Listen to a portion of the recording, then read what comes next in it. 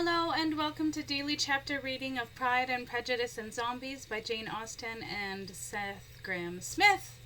Chapter 33, partway through the book. More than once did Elizabeth, in her ramble within the park, unexpectedly meet Mr. Darcy. She felt all the perseverance of the mischance that should bring him where no one else was brought, and, to prevent it ever happening again, took care to inform him at first that it was a favourite haunt of hers. How it could occur a second time, therefore, was very odd. Yet it did, and even a third. He never said a great deal, nor did she give herself the trouble of talking or listening much. But it struck her in the course of the third rencontre that he was asking some odd, unconnected questions about her pleasure in being at Hunsford, which bones she had broken, and her opinion of the suitability of marriage for warriors such as they. She was engaged one day as she walked in perusing Jane's last letter and dwelling on some passages which proved that Jane had not written in spirits, when, instead of being again surprised by Mr. Darcy, she saw on looking up that Colonel Fitzwilliam was meeting her. Putting away the letter immediately and forcing a smile, she said, "I do not know what before that you ever walked this way."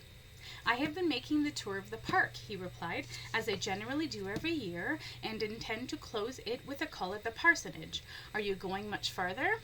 "No, I should have turned in at a moment." And accordingly she turned, and they walked towards the parsonage together.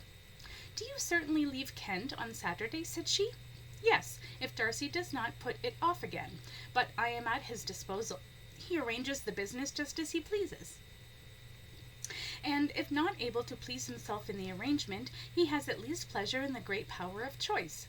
I do not know anybody who seems more to enjoy the power of doing what he likes than Mr. Darcy." "He likes to have his own way very well," replied Colonel Fitzwilliam, "but so we all do. It is only that he has better means of having it than many others, because he is rich and handsome and highly skilled in the way of death. I speak from experience. A younger son, you know, must be accustomed to self-denial and dependence. In my opinion, the younger son of an earl can know very little of either. Now, seriously, what have you ever known of self-denial and dependence? When have you been prevented by way of money from going wherever you chose or procuring anything you had a fancy for?" These are home questions, and perhaps I cannot say that I have experienced many hardships of that nature. But in matters of greater weight I may suffer from want of money. Younger sons are required to serve in the king's army, as you know. "Yes, though I imagine, as an earl's son, that you have seen little of the front lines." "Quite the contrary, Miss Bennet." The colonel lifted one of his trouser legs and presented Elizabeth with the most unfortunate sight, for there was nothing but lead and hickory between his knee and the ground. Elizabeth had perceived a limp upon meeting him, but had presumed in the result of some slight injury or ill-breeding. To interrupt a silence which might make him fancy her affected by the sight, she soon afterwards said, "I imagine your cousin brought you down with him chiefly for the sake of having someone at his disposal. I wondered he does not marry to secure a lasting convenience of that kind, but perhaps he may do what he likes with her. I mean that in the most respectable way. He may do what he likes with her, and not as a suggestion that there exists any impropriety between them."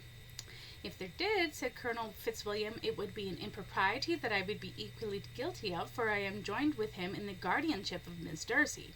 "Are you indeed? And pray what sort of guardians do you make? Does your charge give you much trouble?" As she spoke, she observed him looking at her earnestly, and the manner in which he immediately asked her why she supposed Miss Darcy likely to give them any uneasiness, convinced her that she had somehow or other got pretty near the truth. She directly replied, "You need not be frightened. I never heard any harm of her, and I dare say she is one of the most tractable creatures in the world. She is a very great favourite with some ladies of my acquaintance, Mrs. Hurst and Miss Bingley. I think I have heard you say that you know them." "I know them a little. Their brother is a pleasant, gentlemanlike man. He is a great friend of Darcy's." "Oh, yes," said Elizabeth dryly. "Mr. Darcy is uncommonly kind to Mr. Bingley, and takes a prodigious deal of care of him." "Care of him! Yes, I really believe Darcy does take care of him in those points where he most wants care. From something that he told me in our journey hither, I have reason to think Bingley very much indebted to him. But I ought to beg his pardon, for I have no right to suppose that Bingley was the person meant. It was all conjecture. What is it you mean? It is a circumstance which Darcy could not wish to be generally known, because if it were to get round to the lady's family, it would be an unpleasant thing. Sir, I have beheld the ancient secrets of the Orient. It would be, and shall take them to my grave. Surely I can be trusted with one of Mr. Darcy's dalliances. And remember that I have not much reason for supposing it to be Bingley.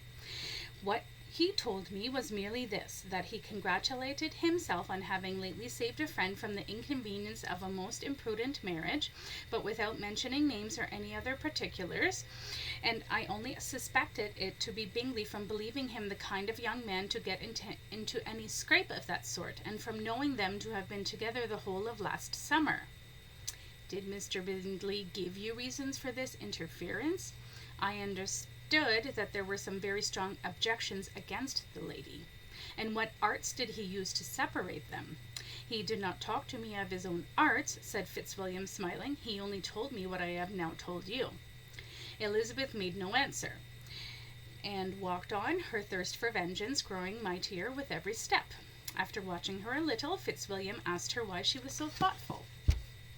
I am thinking of what you have been telling me, said she.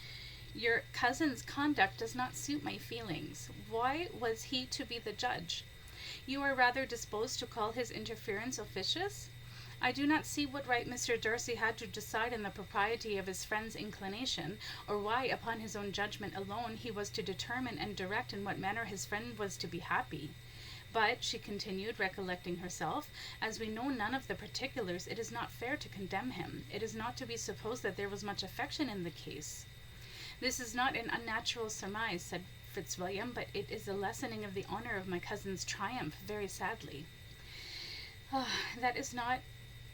this was spoken jestingly, but it appeared to her so just a picture of Mr. Darcy that she would not trust herself with an answer, and therefore, abruptly changing the conversation, talked on indifferent matters until they reached the parsonage. There, shut into her own room, as soon as their visitor left them, she could think without interruption of all that she had heard. It was not to be supposed that any other people could be meant than those with whom she was connected. There could not exist in the world two men over whom Mr. Darcy could have such boundless influence.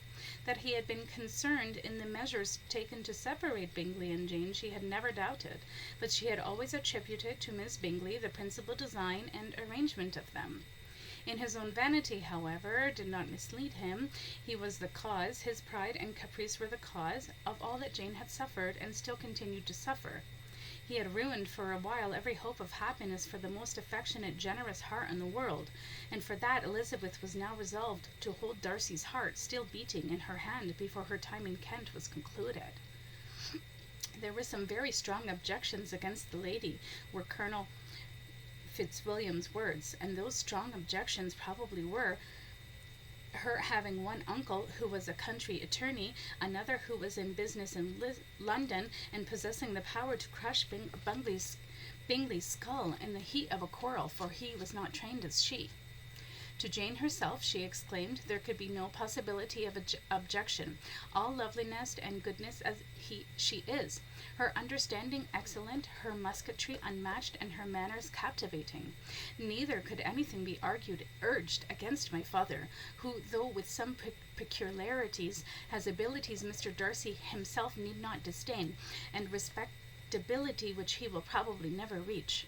When she thought of her mother, her confidence gave way a little, but she would not allow that any objections there had material weight with Mr. Darcy, whose pride, she was convinced, would receive a deeper wound from the want of importance in his friend's connections than from the want of sense, and she was quite decided at last that she had been partly governed by this worst kind of pride, and partly by the wish of retaining Mr. Bingley for his sister.